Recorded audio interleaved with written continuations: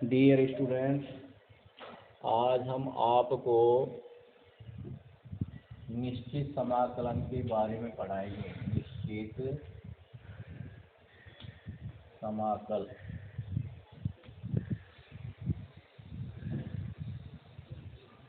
Definite integral definite integral देखो,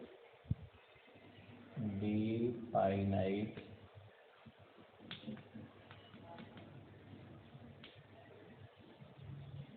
integral, ठीक है ना। निश्चित समाकलन कल के बारे में बताएंगे आपको। देखो, अब तक जो हमने पढ़ा था वो अनिश्चित समाकलन था, ठीक है ना। जैसे अपन ने पढ़ा था, जैसे साइन एक्स का इंटीग्रेशन करते हैं तो ये आ जाता है माइनस कोस एक्स प्लस सी आता था, ठीक है ना। तो ये सी से तात्पर्य ये है कि सी के मान जैसे अलग अलग रखते हैं तो अनेक मान आ जाते हैं। इस प्रकार से ये अनिश्चित था, यानी इसकी निश्चितता नहीं थी। लेकिन आज हम निश्चितता के बारे में पढ़ेंगे। कल एक बच्चे ने पूछा कि साहब ऐसा है कि इसमें C1 और C2, गौरव ने पूछा था C1 C2 ये था। तो जैसे इधर देखिए, जब 2i इज इक्वल टू, जैसे मान लीजिए साइन एक्स किसी का समाकल आ रहा है प्लस सी आ रहा है, ठीक है ना। तो इसको अपन C1 ले लेते हैं और i इज इक्वल टू रखते हैं तो 1/2 साइन एक्स प्लस C1/2। तो ये C1/2 क्या है? ये पूरा एक कांस्टेंट राशि है, अचर राशि है ये, ठीक है ना। तो अचर राशि है तो इसकी जगह से हम फाइनली क्या रख देते हैं? साइन प्लस सी रख देते हैं। क्या है? सी रख देते हैं। इस तरह से यहाँ पर C1 जुड़ा, अलग अलग है। जैसे समीकरण नंबर 1 आया, हमने I1 फलन लिया, I2 फलन लिया, इन दोनों को सरल किया, इसके साथ C1 लगा दिया, इसके साथ C2 लगा दिया, ठीक है ना। कांस्टेंट को अपन को C1 और C2 को लगा दिया। जब ये दोनों एक साथ आएंगे तो वहाँ पर C1 प्लस C2 आएगा, जिसको अपन C रख देंगे, ठीक है ना। तो ये कांस्टेंट राशि जितनी भी है इनके साथ C1 प्लस C2 प्लस 1/2, इस तरह से अचर राशियाँ जो भी हैं सारी अचर राशियों को एक साथ लेकर और उन सबको हटा देते हैं और उसकी जगह अपन C रख देते हैं। ये मामला है, ठीक है ना। तो इससे कोई घबराने की बात नहीं है। अब देखो, हम निश्चित समाकलन का मतलब क्या होता है, हमने अब तक पढ़ा था अनिश्चित समाकलन। अब हम पढ़ रहे हैं निश्चित समाकलन डिफाइनाइट इंटीग्रल, ठीक है ना। तो इससे तात्पर्य क्या है? इससे तात्पर्य ये है कि इससे तात्पर्य ये है कि अब देखो, हम 10.1 है ये बाद में पढ़ाएंगे। इसमें कुछ सूत्र हैं, वो जब स्कूल खुलेंगे तब आमने सामने होकर के पढ़ाएंगे। अब देखो निश्चित समाकलन जो है, इससे तात्पर्य क्या है? निश्चित समाकलन जो है इसकी डेफिनेशन जो होती है वो क्या होता है? यदि एफ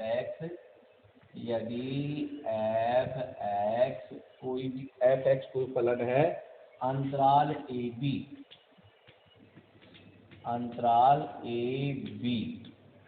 ठीक है ना। अंतराल ए बी है में परिभाषित एक वास्तविक मानों का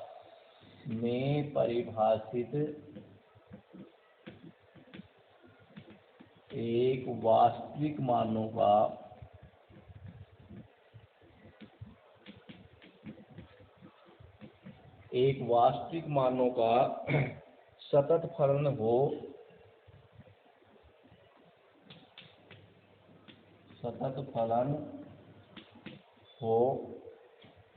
तथा एफ एक्स का प्रति अवकलज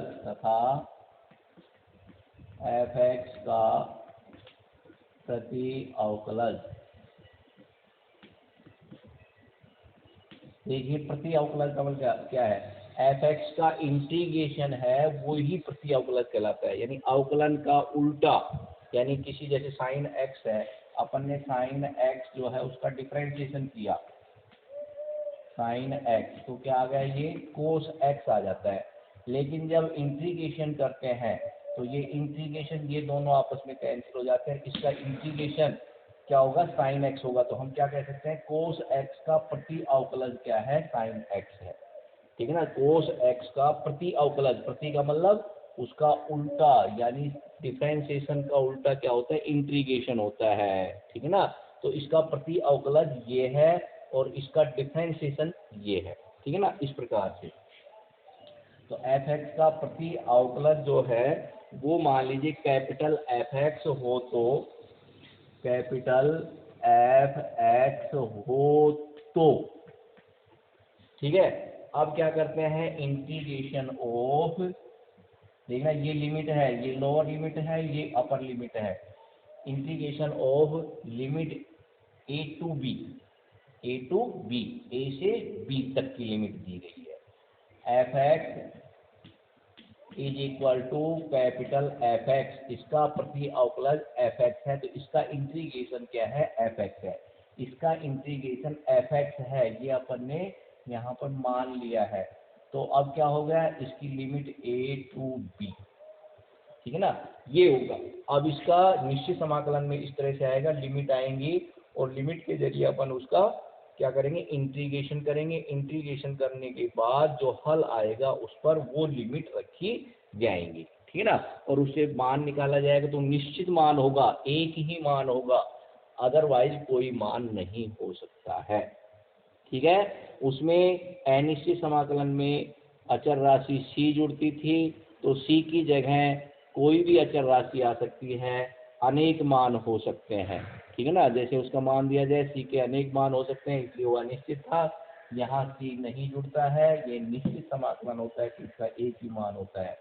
अब लिमिट रखते हैं, तो पहले अपर लिमिट को रखते हैं, उच्च सीमा जो है उसको पहले रखते हैं। तो क्या रखा हमने, एफ ए, फिर माइनस का चिन्ह लगाते हैं, माइनस का चिन्ह। एफ लोअर लिमिट को रखते हैं f b, sorry f b और एफ ए।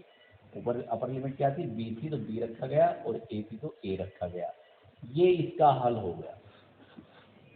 ठीक है ना, ये इसका हल हो गया। यहाँ पर ए लोअर लिमिट है, निम्न सीमा है, बी अपर लिमिट है, ऊपरी सीमा है, और ये जो अंतराल है ए टू बी, जो अंतराल है, ये इस फलन का, इस इंटीग्रेशन का या इस निश्चित समाकलन का क्या है, ये अंतराल परिसर है। क्या है, परिसर है। ठीक है ना, और ये परिसर होता है, और इसको A to B, limit A to B पढ़ते हैं अपन। ठीक है ना, इसका मान निश्चित होता है, निश्चित होने के कारण अपन इसमें अचर पद, जो अचर है सी को नहीं जोड़ते हैं, ये ध्यान देना निश्चित समाकलन में। तो ये इसकी डेफिनेशन है, यदि एफ एक्स कोई अंतराल ए टू बी में परिभाषित एक वास्तविक मानों का सतत फलन है।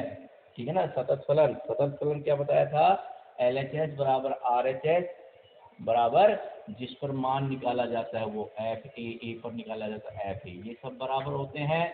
तो क्या वो एच एल एल एच, वो क्या कहते हैं, वो left hand limit L H L, ठीक है ना, एल एच एल चलाया था ना, ये L H L is equal to R H L is equal to 11th में पढ़ाया था, और एफ ए पर मान निकालते हैं। तो ये तीनों बराबर होते हैं, तो क्या होता है, दिया गया फलन क्या होता है, सतत होता है। ठीक है ना, सतत होता है। तो ये इस पर सतत दिया गया है हमें, वो तथा एफ एक्स जो ये है, इसका प्रति अवकलज, जैसे मान लीजिए कोई इनकी अवकलज जो है या समाकल जो है वो क्या है, एफ एक्स है, तो इसका समाकलन ये है, ये इसकी लिमिट है, लिमिट रख करके इसकी इस तरह से मान निकाला जाता है। ठीक है, अब चलो, अब 10.2 में चलते हैं। सवाल के अनुसार अपन को अब सवाल करेंगे, सवाल से आपको समझ में आ जाएगा। इससे पहले जो अपन नाइन्थ एक्सरसाइज में जो अपन ने पढ़ा है, वो सारी विधि यहाँ काम आएंगी। वहाँ पर हमने सारी विधि पढ़ी थी, सब्स्टिट्यूशन मेथड पढ़ा था। ठीक है ना, मानक सूत्रों के द्वारा रूपांतरण करके अपन ने वहाँ इंटीग्रेशन निकाले थे, उसी तरह से यहाँ निकालने हैं, लेकिन बाद में अपन लिमिट रख देते हैं। ठीक है ना, इसी प्रकार प्रतिस्थापन के द्वारा अपन ने पढ़ा था, वो भी आंशिक भिन्नों के वियोजन के द्वारा पढ़ा था, खंडशः समाकलन पढ़ा था। ये सारी की सारी चीज़ें जो हमने 9th क्लास में पढ़ी, वो 9th एक्सरसाइज में पढ़ी है, वो सारी की सारी जो है उसी तरह से अपन को 10th में करना है, एक्सरसाइज 10th में करना है। और 10th में करते हैं तो किस तरह से करते हैं अब आप देखिए, ठीक है ना। एक्सरसाइज 10.2 देखना, इसका क्वेश्चन नंबर 1 है, जिसको सॉल्यूशन कर देता हूँ। क्वेश्चन नंबर 1 है कि निम्न समाकलनों के मान ज्ञात कीजिए। तो अपन माना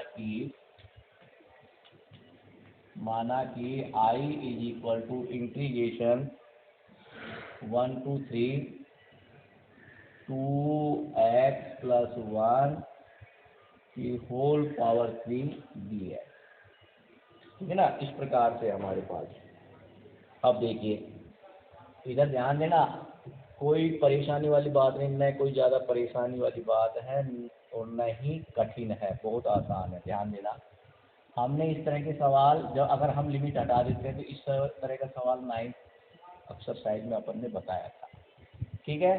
तो क्या बताया था, इनको अलग अलग करके भी बताया था और इसको क्या करते हैं कि पुट करके भी बताया था हमने। पुट 2x + 1 = t, इसका डिफरेंशिएशन 2x = dt, ये हो गया, ठीक है। अब यहाँ पर क्या है, वहाँ पर तो इसी से काम चल जाता था। देखना मैं थोड़ी जगह छोड़कर लिख रहा हूँ, वहाँ तो ये इस तरह से हो जाता है t⁻³ dt, और ये 2 इधर से कैंसिल करो, 1/2 हो जाएगा, 1/2 यहाँ क्या है बाहर ले जाएगा। ये सवाल अपन ने 9वीं एक्सरसाइज में किया है जब लिमिट नहीं थी। अब यहाँ लिमिट है तो यहाँ रखने के बाद या मानने के बाद, पुनः मानने के बाद अपन जब x से, देखिए इसे वेरिएबल x से t में कन्वर्ट कर रहे हैं फलन को, तो यहाँ t की वैल्यू, ये x की वैल्यू थी, x जब x बैठा हुआ है तो उसकी वैल्यू लोअर लिमिट 1 और अपर लिमिट क्या है 3 है, ठीक है ना, 3 है। तो अब क्या हो जाएगा कि जब, अब अपन बदलते हैं, जब x का मान 1 है तो t का मान क्या हो जाएगा, t का मान यहाँ x की जगह क्या रख देंगे 1 रख देंगे। 2 × 1 + 1 = 2 + 1 = 3, ठीक है। तो अब जब t का मान, x का मान 1 था तो t का मान 3 निकल के आ गया, तो लोअर लिमिट का मान क्या आ गया 3 आ गया। उसके बाद क्या है कि जब when x = 3 देन क्या हो जाएगा t = 2 × 3 + 1 = 3 × 2 = 6 + 1 = 7, तो अपर लिमिट क्या होगी इसकी 7 हो गई। अब अपन इसको भूल जाएंगे और इसका करेंगे, उसमें मान रख देंगे, ऊपर वाले को भूल जाएंगे। वहाँ पे क्या करते थे कि t का मान बाद में पुनः रखते थे और c जोड़ते थे। अब c जोड़ने की आवश्यकता नहीं है, अपन ने लिमिट जो है वो चेंज कर दी t के रूप में। जब फलन t के रूप में है तो t के रूप में हमने उसको चेंज कर दिया। जब चेंज कर दिया तो अब इससे अपन को कोई लेना देना नहीं है, ठीक है ना, इससे अपन को कोई लेना देना नहीं है। अब इसका इंटीग्रेशन कर देते हैं 1/2 इंटू, ध्यान देना t की घात 3 है, t की घात 4/4 की लिमिट 300। आगे करते हैं 1/2 इंटू, अब लिमिट क्या है, ये 4 भी अपन बाहर निकाल लेते हैं, ये 2 × 4, कोई दिक्कत नहीं है, लिमिट से कोई तात्पर्य नहीं है। कांस्टेंट राशि जैसे अचर राशि अपने पास है 4 है तो वो बाहर आ जाता है, किसी तरह के कोई वो नहीं है। अचर राशि को अपन बाहर निकाल लेते हैं, कोई फर्क नहीं पड़ता है। और ये क्या आ गया t⁴ 3 और 7, उसके बाद 1/8। अब क्या हो जाएगा t⁴ तो t की जगह क्या रखेंगे 7 की घात 4 माइनस 3 की घात 4। यहाँ पर क्या है, पहले अपर लिमिट को रखा, t को भगाया, 7 को बैठाया, घात 4 है ही, माइनस का चिन्ह लगाया, फिर t की जगह 3 को बैठाया, 3 बैठा दिया, घात 4 है ही, ठीक है ना। तो अब इसका मान रख देते हैं इज इक्वल टू, ध्यान देना, 1/8। और ये देखो मैं देख लेता हूँ कि यहाँ तक छप रहा है कि नहीं छप रहा है, छप रहा है, ठीक है। तो क्या हो जाएगा, 7 को गुणा करते हैं, 7 गुणा में 7 गुणा में 7, 7 7 49, ठीक है ना, 49, 49 को अपन फिर 7 से गुणा करते हैं, 7 में 63 का 3 असल की 6, 7 सौ 28, 28 और 6, 28 6 34, ठीक है ना। उसके बाद फिर 7 से गुणा किया, 7 किया 21 को 1, 21 का 1 का असल पाई 2, 7 सौ 28 2 3 3, 7 किया 21, 21 3 24, 2401, 2401 माइनस 3 तिया 9, अब 3 को करते हैं 3 इंटू 3 इंटू 3 इंटू 3, 3 तिया 9, 9 तिया 27, 27 तिया 81, तो ये 81 आ गया, ठीक है। अब 2401 में से 81 को घटा देते हैं, 0 यहाँ से दाहिनी 10, 10 में 60 के 2, 3 3 के 3 2, 2320 इज इक्वल टू, यहाँ कर देता हूँ 2320, सॉरी 2320 अपॉन 8, ठीक है ना। अब इसका भाग दे करके देख लेते हैं, देखिए छोटे छोटे से काट देते हैं, 8 का भाग देकर देख लो चाहे तो, या छोटे 2 चौक 8, इकाई का अंक 0 है ना, तो क्या हो जाएगा 2 एकम 2, 2 एकम 2, 2 6 की 12 और 0, ठीक है। फिर 4 से काट दो, 4 दूनी 8, 3 बचे, 4 नाम 36, 4 दूनी 8, 4 नाम 36, 290, ठीक है। तो यहाँ क्या आ गया, आई का मान आ गया इज इक्वल टू 290, 290, ठीक है। तो ये आपके उत्तर आ गए, इस तरह से अपन को करना होता है, ठीक है ना। क्या करते हैं, सबसे पहले आई बराबर ये मान लेते हैं, उसके बाद अंदर की चीज़ को हमने प्रतिस्थापित कर दी, जैसे ही प्रतिस्थापित किया तो ये टी के पदों में आ गया, एक्स टी के पदों में बदल गया, तो यहाँ एक्स की लिमिट 1 2 3 थी, अब जब 1 है एक्स का मान, तो टी का मान अपन ने 3 निकाल लिया, 3 है तो ये टी का मान 7 निकाल दिया, तो ये जब यहाँ 1 थी, 1 की जगह 3 आ गया, 1 की जगह 3 आ गया, 3 की जगह 7 आ गया। इसका अपन ने इंटीग्रेशन किया, लिमिट लगाई, ये इंटीग्रेशन हो गया, टी की घात 4/4, 4 को अपन बाहर निकाल लेते, टी की घात 4, 4 टी की जगह 7 रख दिया, 7 की घात 4 माइनस 3 की घात 4, ठीक है ना। सरल कर लिया, उत्तर आ गए। इस प्रकार से अपन करते हैं। अब आगे चलते हैं,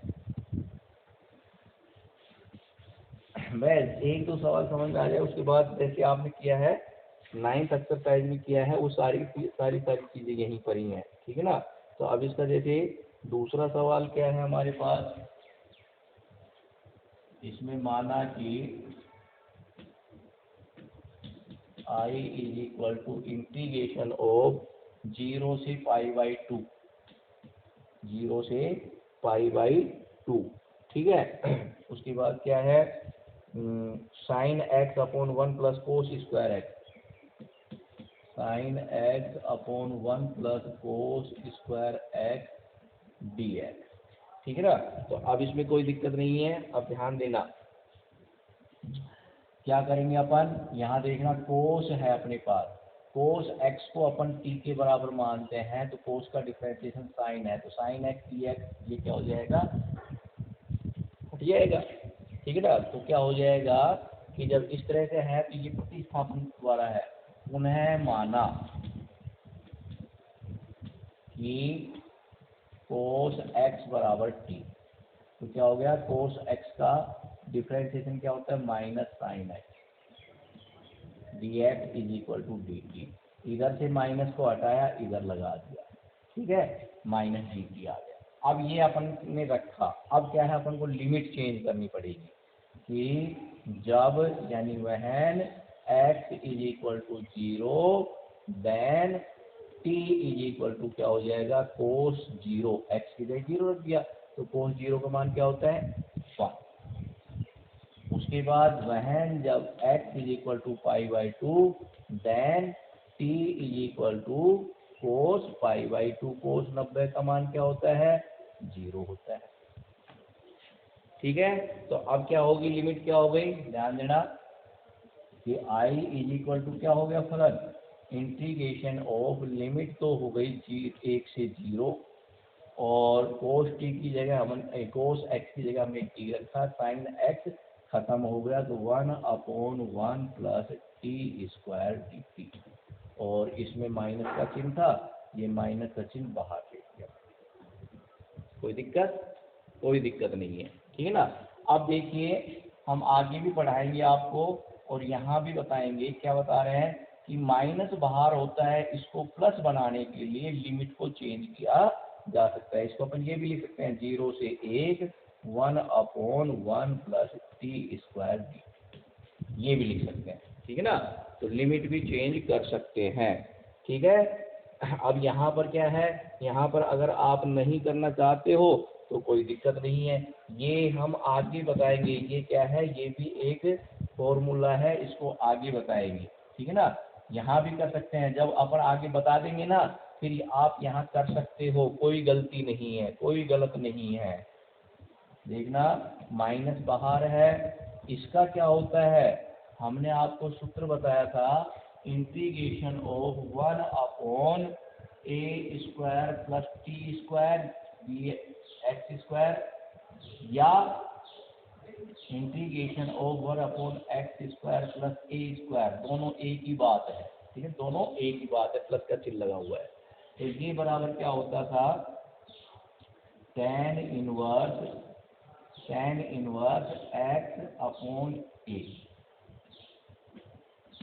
ये होता था प्लस सी, ये सूत्र हमने बताया था। अब यहाँ सी वगैरह तो लगेगा नहीं, ठीक है ना। तो अब देखो यहाँ पर क्या हो गया, इसका अपन क्या लिख सकते हैं, tan इनवर्स t/a, तो t आ गया और 1 से 0, ठीक है।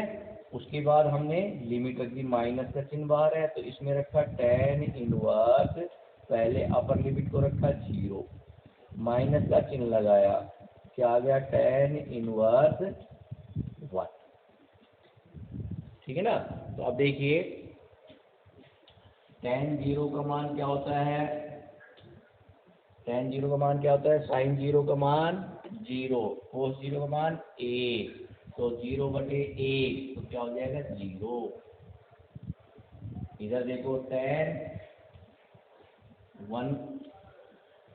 1 का मान क्या है, tan कितने का मान, देखो मेरी बात लो, tan इनवर्स 1 है ना यहाँ पर, tan 90 का मान क्या होता है, sin 90 का 1 और उसका क्या होता है 0, तो क्या हो जाएगा, अनंत हो जाएगा, इनफाइनाइट हो जाएगा ये, ठीक है ना।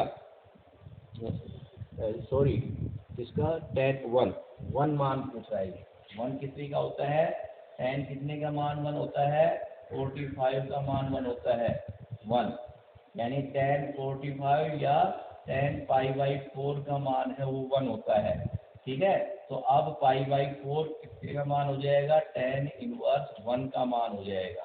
तो अपन देखते हैं जब tan इनवर्स का मान निकालते हैं तो हम देखते हैं कि ये एक tan इनवर्स कितने का मान होता है, तो एक tan इनवर्स कितने का मान होता है, देखना tan में कितने का मान होता है, एक जो होता है tan π/4 का 45 डिग्री का मान 1 होता है, tan 45 का मान 1 होता है, इसलिए π/4 जो होगा वो tan इनवर्स 1 का मान होगा, ठीक है। तो अब यहाँ क्या रख देंगे, इज इक्वल टू 0 है, तो 0 में क्या हो जाए, देखो ये जो है ना 0 को मान 0 है, तो tan इनवर्स 0 किसका मान होगा, tan इनवर्स 0 का मान भी 0 ही होगा। तो अब क्या हो जाएगा, इसका मान 0 हो गया, माइनस इसका मान क्या हो गया, π/4 हो गया। अब ये बाहर माइनस बैठा है, प्लस का हो जाएगा, प्लस π/4, ये आंसर आ जाएगा, प्लस π/4, ठीक है ना।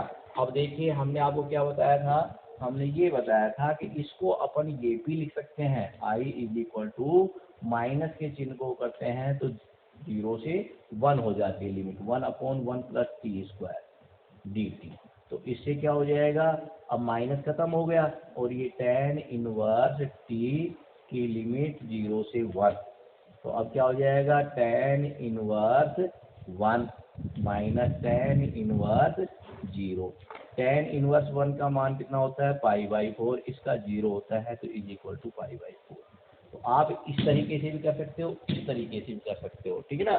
जब माइनस बाहर बैठा हो उसको प्लस बनाते हैं तो लिमिट को चेंज कर दिया जाता है, बस ये ध्यान रखना है, ठीक है ना।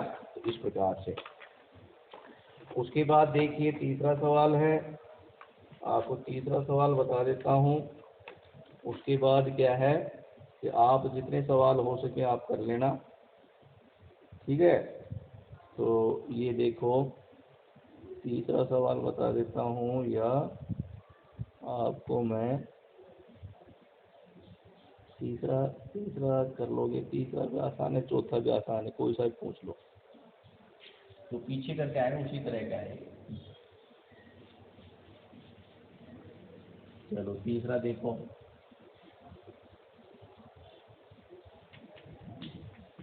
माना कि I is equal to integration of, ये है अपने पास 1 2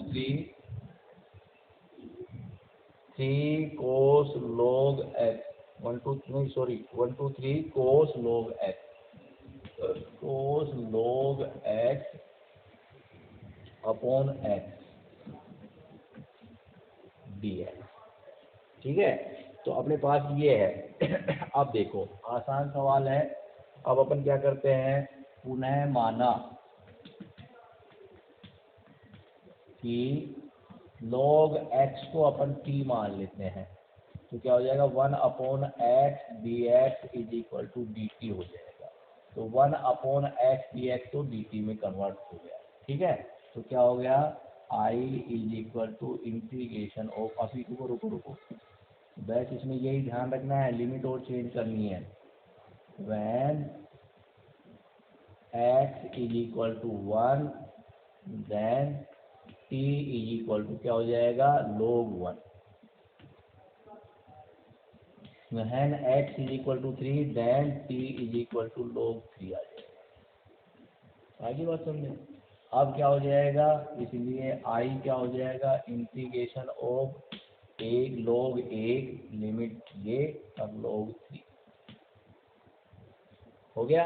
उसके बाद क्या है cos t आ गया, log x की जगह t रख दिया, ये रख दिया, ये गायब हो गया, ये किस में चला गया dt हो गया। ये इज इक्वल टू इंटीग्रेशन कर देते हैं, कोस का क्या होता है साइन t होता है, लिमिट log 1 log 3, log 1 और log 3 हो गया अपने पास, ठीक है ना। अब अपन मान रखते हैं, देखो यहाँ पर क्या है कि जब log, एक मिनट रुकना, कि जब अपन क्या क्या है अपने पास x बराबर 1 है, यानी 1 था, ठीक है ना। तो जब 1 रखते हैं तो क्या आता है t इज इक्वल टू 1 रखा तो then t is equal to log 1, ठीक है ना। log x is equal to 1 रखा तो log 1, log 1 का मान क्या है अपने पास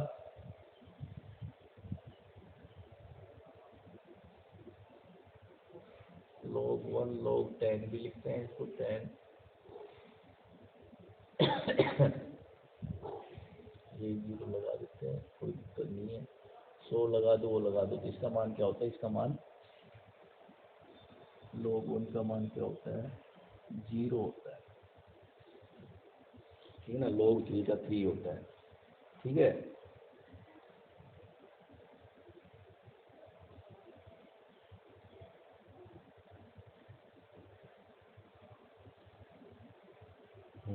log 1 का मान क्या होता है 0 होता है, यहाँ इस पे 0 रख देते हैं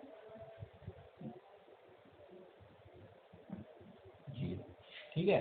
तो अब इसकी लिमिट रखते हैं, तो ये क्या आ जाएगा साइन t की जगह log 3 माइनस साइन 0, तो साइन 0 का मान तो 0 होता है, तो साइन log 3, या साइन log 3 माइनस वो आंसर आ गया, ठीक है ना।